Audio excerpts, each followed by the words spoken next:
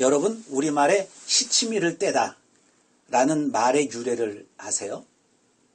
옛날에는 사냥의 종류가 여러 가지 있었습니다. 활이나 창 등 무기류를 가지고 하는 사냥이 있었는가 하면 함정이나 덫을 놓아서 사냥을 하는 사냥법도 있었습니다. 저는 어렸을 적에 만화를 보고 참새 사냥을 해봤는데 작대기를 쌀알을 뿌려놓은 대나무 소쿠리 밑에 놓고 끈을 달아서 방으로 들어가서 참새가 앉기를 기다렸다가 참새가 앉으면 줄을 잽싸게 잡아당겨서 참새를 잡곤 했습니다. 참새를 잡아가지고 포장마차집에 가져다 주면 포장마차 주인 아저씨가 마리당 10원씩 쳐서 주었는데 그걸 받아가지고 용돈을 조달하기도 했습니다. 그런가 하면 속임수로 짐승을 잡는 사냥 방법도 있습니다. 제가 수기사 사단장님이셨던 고 백병춘 장군님에게 들은 이야기인데요. 이 사단장님 고향이 강경이랍니다. 그래서 사단장 되시고 자기 고향 나오셨던 강경중학교에 가셔가지고 강연하셨던 사진인데요. 그래서 강경 출신이세요. 근데 그 앞에 간척지가 있는데 그 간척지에 철새떼들이 모여들곤 했다고 합니다. 그래서 청둥오리들이 그렇게 많이 모여들었답니다. 떼를 이루어 다니는데 옛날에는 먹을 게 없으니까 그 천둥오리를 사냥에다가 삶아 먹고 또 구워 먹고 도리탕 해 먹고 그랬답니다. 그런데 이 청둥오리를 어떻게 잡느냐 하면 이 비료포대를 가지고 철새떼들이 앉아있는 물속으로 들어간답니다. 그리고 나서 구멍 뚫은 호박을 머리에다가 쓰고 그리고 호박만 물 위에 이렇게 둥 떠 있는 자세로 가만히 있으면 날아갔던 철새들이 사방으로 모여서 앉는답니다. 그러면 이 비료포대 가져간 비료포대를 가지고 밑에 이렇게 있다가 청둥오리가 옆에 있잖아요. 발만 쑥 밑으로 빼는 거야. 위에서 잡으면 놀라서 다 도망가기 때문에 밑으로 쑥 잡아 빼면은 누가 없어졌는지 모른대요. 그래서 쑥 빼면 또 쑥 빼면 그럼 거기다 이제 넣어가지고 한 푸대씩 잡아가지고 어머니에게 드리면 어머니가 청둥요리를 맛있게 해주셨다는 그런 이야기를 제가 여러 번 들은 적이 있습니다. 요즘은 청둥오리 사냥하면 잡혀갑니다. 또 그런가 하면은 천적을 이용해서 사냥을 하기도 합니다. 옛날에는 사냥개를 이용해서 멧돼지 사냥을 한다든지 또는 매를 이용해서 여우나 족제비 등을 잡는 사냥을 즐겼다고 합니다. 근데 요즘도 멧돼지 사냥은요, 포수가 총을 갖고 가긴 하지만은 실질적으로는 그 사냥개가 잡습니다. 사냥개가. 그 사냥개가 사람은 도저히 멧돼지를 따라갈 수가 없고요. 또 멧돼지 후각이 좋아가지고 사람 있는 데는 잘 나타나지도 않는답니다. 그러니까 이 사냥개들이 냄새를 맡고 확 쫓아가서 막 물어 제껴가지고 거지만 죽여놓으면 포수는 헥거리고 뒤쫓아 올라와서 그래서 총으로 한 방 결정적으로 쏴서 그래서 멧돼지를 잡습니다. 제가 그 상분단 기린대교회 강원도 인제군 혈리에 있을 때 그때 우리 교회에 포수가 나오셨더랬거든요. 집사님이. 근데 그 집사님으로부터 들은 얘기고 실질적으로 그 집사님 댁에 가면 사냥개를 키웠어요. 멧돼지 잡는 사냥개를. 무서워 싸나와요. 그러고 달려드는데 겁나 뛰다. 그래서 사냥개를 이용한다든지 또는 매를 이용한다든지 이런데 특별히 매 사냥의 경우에는 사냥을 잘하는 이 매를 도둑맞거나 서로 또 뒤바뀌는 일이 종종 있었다고 합니다. 그래서 그런 일을 미리 막기 위해서 한 방편으로 매 꼬리 위에 털 속에다가 주인의 명패를 달았는데 이것을 시치미라고 합니다. 이게 시치미입니다. 따라서 시치미를 떼면 누구의 매인지 알 수 없게 된다는 사실에서 지금과 같은 뜻이 생겨나게 되었다는 것이죠.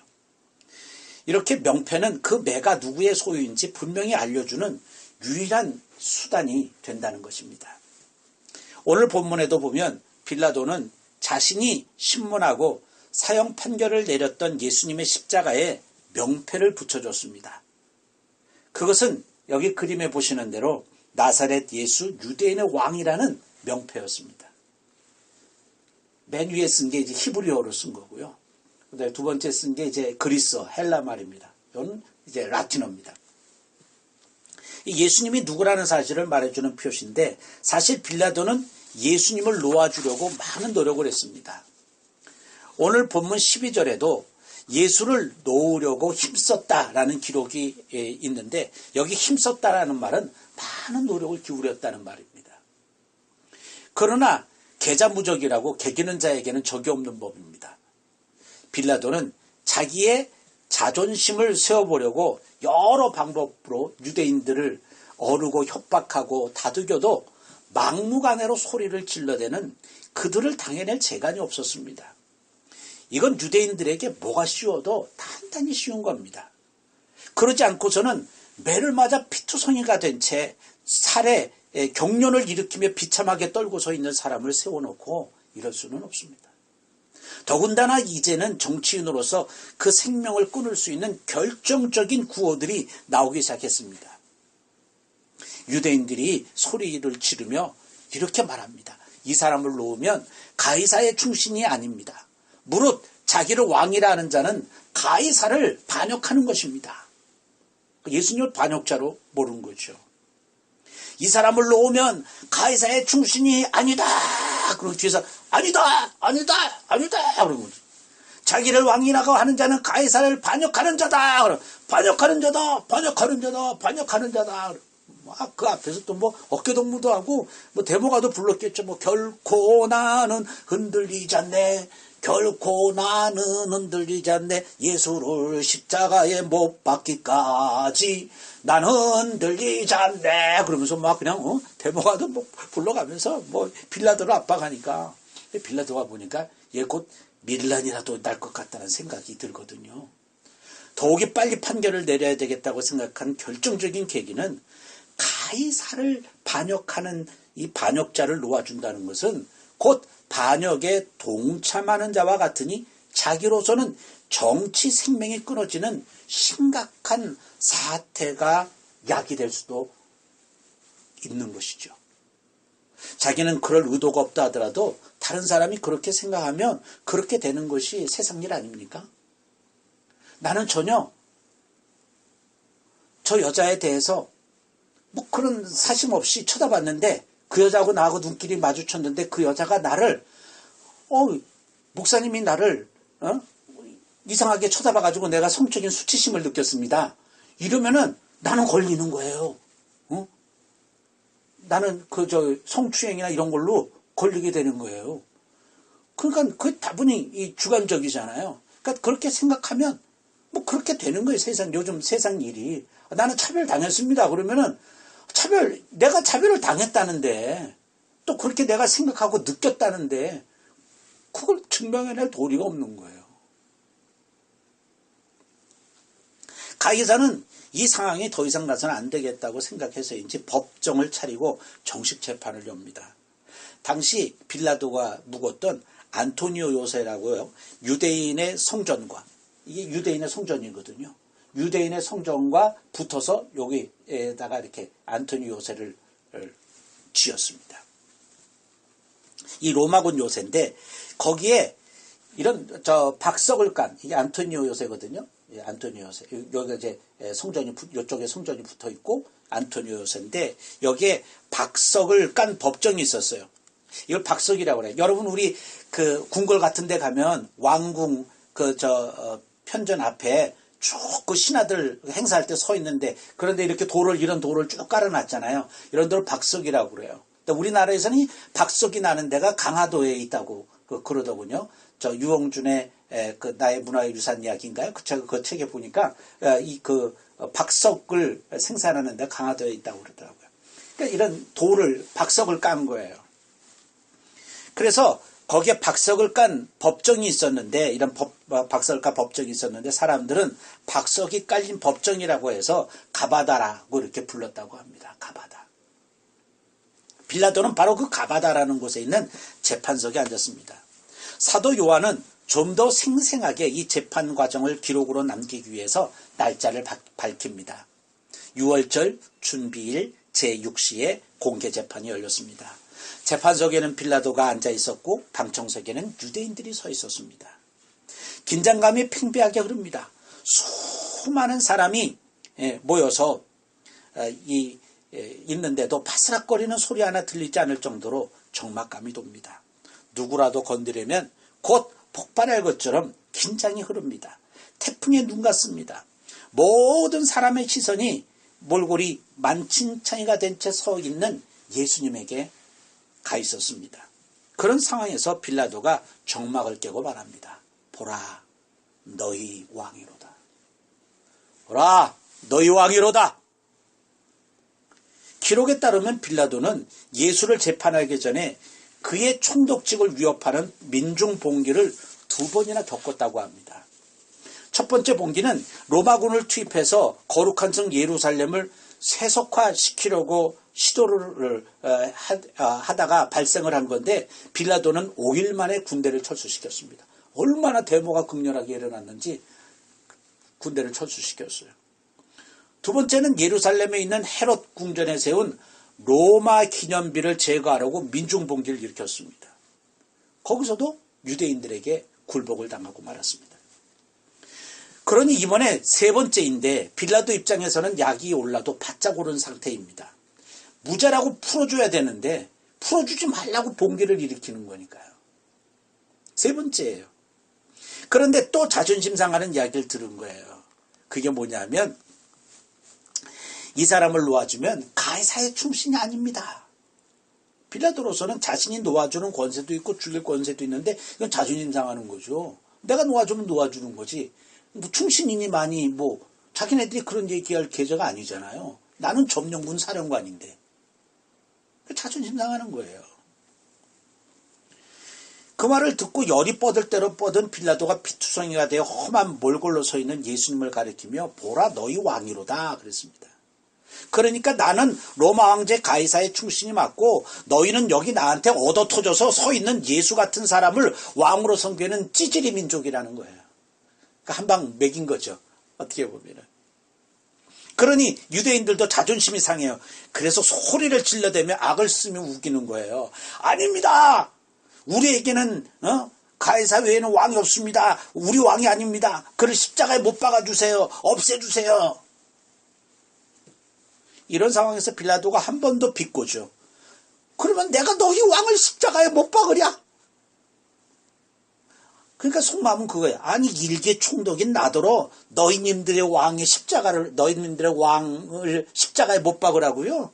아이고, 그런 일이 가당키나 하는 일이겠습니까? 그런 뉘앙스예요. 이쯤 되자 더 이상 군중들에게 맡겨둬서 안 되겠다고 생각했는데 대제사장들이 나섰습니다. 그러면서 점잖게 한마디 하죠.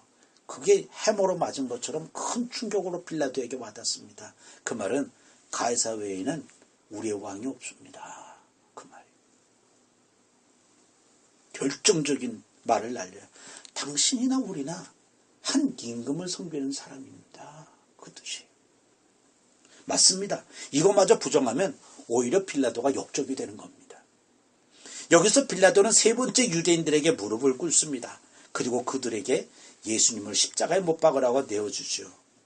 그러나 여러분, 원래 유대인들은 로마 황제를 인정하지 않았습니다.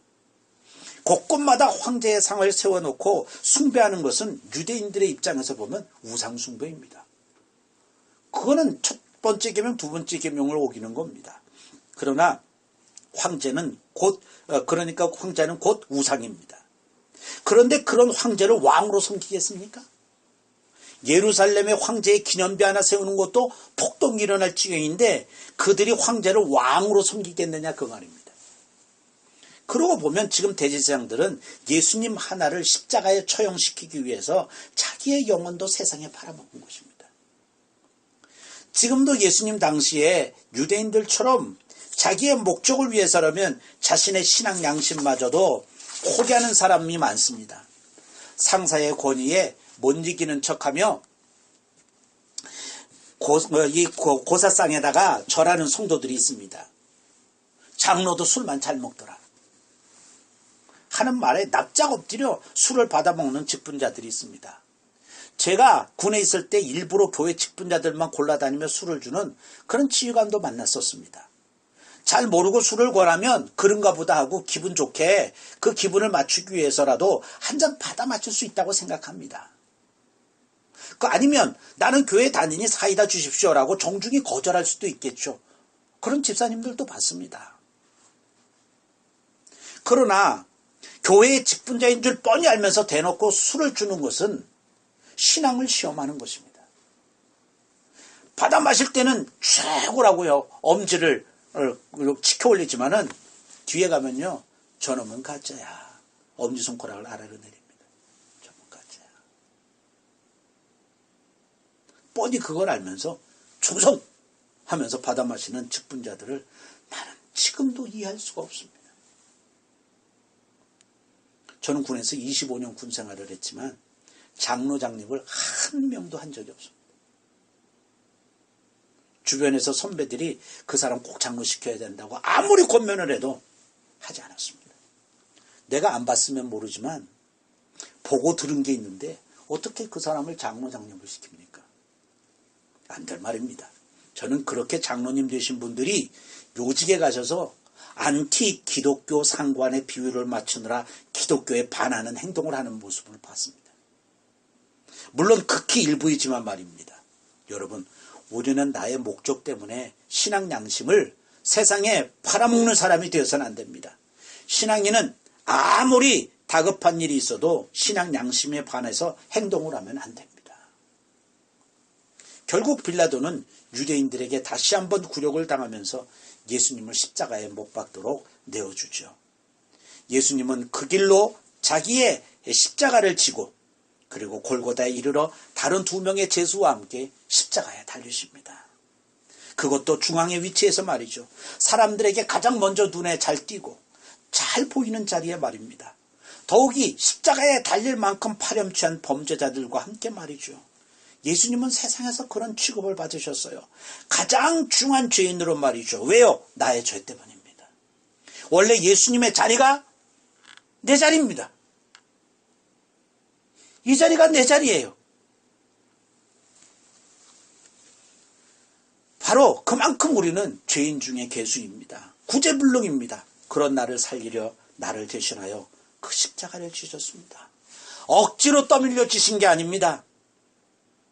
빌라도나 군중이나 대제사장들이나 당시의 모든 상황이 하나님의 통제 아래에 있었습니다. 모든 시나리오는 예수님의 순종으로 말미암아 하나님의 의도대로 흘러간 것입니다. 이렇게 예수님은 우리를 살리시기 위해서 십자가를 기꺼이 지셨습니다. 사랑하는 여러분, 우리는 이런 예수님의 정신을 배워야 합니다. 우리를 구원하시기 위해 십자가를 지시려 이 세상에 오셨기에 그 목적을 위해 죄인 중에 괴수 취급마저 묵묵히 받으셨습니다. 자신을 바쳐 하나님의 뜻을 이루려는 이런 예수님의 정신이야말로 우리 신앙인들이 본받아야 할 소중한 정신입니다. 이번 달은 호국보훈의 달입니다. 지도상으로 보면 거의 보이지 않는 대한민국이 역사가 5,000년이 넘도록 보존될 수 있었던 것은 하나님께서 나라를 사랑하는 수많은 순국선녀들과 애국지사들 그리고 호국 영령들을 보내주셨기 때문입니다. 그분들의 덕으로 오늘 우리가 세계 10대 경제대국으로 우뚝 서서 잘 먹고 잘 살 수 있게 된 것입니다. 그분들의 애국정신은 자신을 바쳐 조국을 지켜야 하겠다는 생각에서 나온 것입니다. 바로 이런 정신이 예수님의 정신 아니겠습니까? 그래서 그런지 순국선열이나 애국지사들 가운데 유독 기독교인들이 많습니다. 일제강점기 당시만 해도 기독교의 인구가 0.1%도 안 되던 때였습니다. 그러한 때에 예수의 정신을 배운 수많은 사람들이 조국을 위해 기꺼이 목숨을 바쳤습니다. 그들이 예수님을 믿고 보니 신앙 양심상 도저히 가만히 있어서는 안 되겠다는 생각을 가진 것입니다. 일제의 만행과 공산주의의 만행은 기독교 정신에 반하는 것이었습니다. 그래서 기독교 사상을 가진 우리 선조들은 그들을 반대하고 도탄에 빠져있던 국민을 일깨워서 조국을 일으켜 세우는데 앞장섰던 것입니다. 오늘 우리 조국 대한민국의 현실도 암울합니다. 이러한 때에 누가 일어나야 하겠습니까? 예수의 정신을 가진 그리스도인들이 일어나 앞장서야 합니다. 정직한 사회, 공정한 사회, 깨끗한 사회를 만들기 위해 교회가 앞장서야 하고 성도가 앞장서야 합니다. 자신의 신앙 양심을 팔아 세속화된 교회와 성도의 모습을 회개하고 사회를 선도할 수 있는 교회와 성도들이 되어야 하겠습니다. 우리 모두는 빌라도나 유대인들처럼 가식적인 사람이 되지 맙시다. 예수의 정신과 신앙의 양심을 포기하지 않고 겸손하게 우리의 삶을 일구어 나가는 성도들이 되십시다. 보십시오. 빌라도는 끝까지 자기의 자존심을 세우려고 애를 썼습니다. 손을 씻으면서 나는 이 사람에게 무죄하다 말하지를 않나 명패에다가 나사렛 예수 유대인의 왕이라는 팻말을 써서 예수님의 머리 위에 붙여놓고 희롱을 하지 않나 끝까지 악행을 일삼습니다. 어찌 보면 예수님을 죽이는 데 있어서 빌라도와 유대인들이 반대되는 입장 같지만 화음을 이루어 하나님의 뜻을 성사시키고 있는 것을 봅니다. 나사렛 예수 유대인의 왕이라는 명패는 히브리어, 로마어, 그리스어로 기록해서 그 지방에 있는 누구든지 심지어 외국인까지도 예수님이 누구라는 사실을 알려줬습니다. 이것은 빌라도가 예수님을 믿어서가 아닙니다. 빌라도가 예수님을 영접했기 때문이 아닙니다. 여기 못 박힌 사람은 저 갈릴리 시골뜨기, 나사렛 시골뜨기, 촌뜨기 왕이라고 희롱하는 것입니까? 희롱하는 것입니다. 그러니까 유대인의 왕이라는 자는 이렇게 십자가에 험한 꼴로 못 박힌 나사렛 시골뜨기 출신이라는 뜻입니다. 이건 아주 대놓고 유대인들을 비하하는 발언이었습니다. 너희들도 십자가에 못 박힌 예수처럼 로마 권세 아래에 있는 시골뜨기에 불과한 족속이라는 것입니다. 그래서 대제사장들이 빌라도에게 그 팻말을 자칭 유대인의 왕이라고 고쳐달라고 하자 빌라도는 나의 쓸 것을 내가 썼을 뿐이다라며 이런 자에 거절합니다. 그러나 어찌된 의도였건 나사렛 예수님은 왕이 맞습니다. 예수님이 부활하시고 승천하심으로 나사렛 예수님이 왕이라는 것이 사실로 증명되지 않았습니까? 여러분, 세상은 앞으로도 그렇게 흘러갈 것입니다. 사람들은 빌라도처럼 유대인들처럼 대제사장들처럼 예수님을 미워하고 핍박할 것입니다. 그 미움과 핍박은 예수님 때문에 우리도 받을 것입니다. 그러나 마지막 때 예수님은 왕으로 재림하셔서 세상을 심판하실 것입니다. 그때서야 세상은 예수님이 왕이라는 사실을 알게 될 것입니다. 멸시의 대상이었던 나사렛 예수 유대인의 왕은 명패에 쓰인 그대로 우리들의 영광스러운 왕이십니다. 기도하시겠습니다. 친절한 뉴스, 이번엔 현충일의 의미와 유래를 짚어보도록 합니다. 이 현충일이 정부 기념일로 처음 지정된 건 1956년입니다. 당시 6월 6일이 24절기 가운데 하나인 망종이었는데요. 이 망종은 벼 같은 곡식에 씨를 뿌리기 좋은 날로 이 농경사회에서는 가장 귀한 날이었습니다. 그래서 이 제사를 지내는 풍습이 있었습니다. 옛 기록에는 이 고려 현종 때 조정에서 장병의 뼈를 집으로 가져가서 제사를 지내도록 했고, 이 조선시대 때는 나라를 지키다 죽은 병사들을 매장했다고 전해집니다. 예전부터 이 목숨 걸고 나라를 지킨 이들이 없었다면 어쩌면 이 나라가 존재할 수 없었을 것이라고 여기고 이 숭고한 희생을 가장 소중한 날로 기려왔던 겁니다. 이런 풍습이 오늘날까지 이어지면서 이 현충일에는 조기를 달고 묵념을 하는 겁니다. 그렇다면 이 과거에는 어떻게 기념했는지 1958년 당시 뉴스로 보시죠. 거국의 방패로 사라진 15만 5,171주의 거국의 영령을 모신 동작동 국군묘지에서 제3회 현충일 추도식이 6월 6일 이 대통령 내외분이 임숙하신 가운데 엄숙히 거행됐습니다. 이날 대통령께서는 꽃다발을 제단에 올리시고 온 결의와 함께 경건한 묵념을 하시었습니다. 안철수 대통령께서는 이 현충일, 나라를 지키기 위해 희생하신 분들을 기리는 날이라지만 정작 호국 영웅에 대해서 얼마나 알고 계신가요? 국가보훈처가 전국 15살 이상 남녀 1000명을 대상으로 조사해봤더니 잘 알고 있다고 대답한 응답자가 59.8%, 10명 중 6명에 그쳤고 들어는 봤다가 26.6%, 전혀 모른다는 응답자도 13%가 넘었습니다. 그렇다면 누구를 잘 알고 있을까요? 이순신 장군, 안중근 의사, 김구 선생, 유관순 열사 정도가 꼽혔습니다. 이들 잘 알려진 이들 외에도 추모 대상이 많은데요. 이 현충일이면 순국 선열과 호국 영령의 묵념을 올리자고 하죠. 어떤 차이가 있는 걸까요? 순국 선열은 말 그대로 나라를 위해 목숨 바친 열사를 뜻합니다. 특히 이 일제의 국권 침탈 전후부터 이 광복 전까지 일제에 항거하거나 순국한 사람들을 일컫는데요. 이 도산 안창호 선생 등을 꼽을 수 있습니다. 이 순국 열사와 함께 이 애국지사라는 말이 자주 쓰시죠. 애국지사는 이 순국은 하지 않은 경우로 백범 김구 선생 등이 꼽힙니다. 또 다른 추모 대상은 호국 영령은 말 그대로 국가를 위해서 숨진 영혼을 일컫는데요. 대표적으로 전사한 장병들을 들 수 있습니다. 이 현충일에 누구를 왜 어떻게 추모해야 하는지 새겨보는 일, 후손들의 책임이자 의무 아닐까요? Carry it